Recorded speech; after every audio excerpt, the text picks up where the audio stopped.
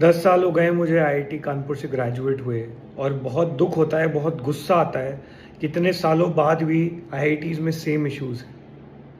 मेरे टाइम भी एक मेरे बैचमेट ने सुसाइड की थी, मेरे कॉलेज के सीनियर ने सुसाइड की थी और आज भी ऋषिकेश के बारे में सुनकर बहुत गुस्सा आ रहा है। पिछले 5 सालों में 65 से ज़्यादा सुसाइड्स हो चुकी हैं आईआईटीज़ में। बहुत सारी और ऐसी सुसाइड्स होंगी जो आज शायद डॉक्यूमेंट भी नहीं की गई है। ऋषिकेश के फादर की डेथ होने के बाद भी आप अगर उसको एप्रोप्रिएट मेंटल हेल्थ सपोर्ट नहीं दिला पाए, आप उसको अपने कैंपस में हॉस्टल में अकोमोडेशन नहीं दिला पाए, तो बहुत शर्म आनी चाहिए आपको। मेंटल हेल्थ सपोर्ट इस देश में इतना बड़ा टैबू बना दिया गया है। किसी भी इंस्टीट्यूट में, किसी भी कॉलेज में मेंटल हेल्थ के सपोर्ट के नाम पर सिर्फ और सिर्फ खाना पूर्ति की जाती है। Why can't we have professional counsellors, professional therapist, professional psychiatrist in these institute? These institutes often have high academic pressure. आप बच्चों को उस तरह का सपोर्ट क्यों नहीं दे रहे हैं?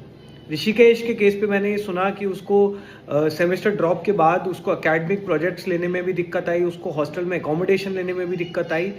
किसी बच्चे ने अगर अपने पेरेंट्स को खोया है, अपने फादर को खोया है, तो आप सोचिए उसकी उस समय क्या सिचुएशन होगी।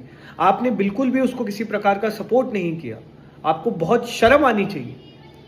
आईआईटी दिल्ली में जितने भी स्टूडेंट्स इस समय प्रोटेस्ट कर रहे हैं, we stand in full solidarity with all of you. You are fighting for the right cause.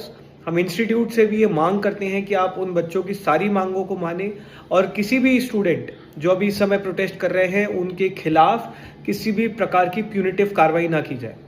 Most importantly, I call upon the alumni of IITs all across the country to come together and talk about this mental health issue openly.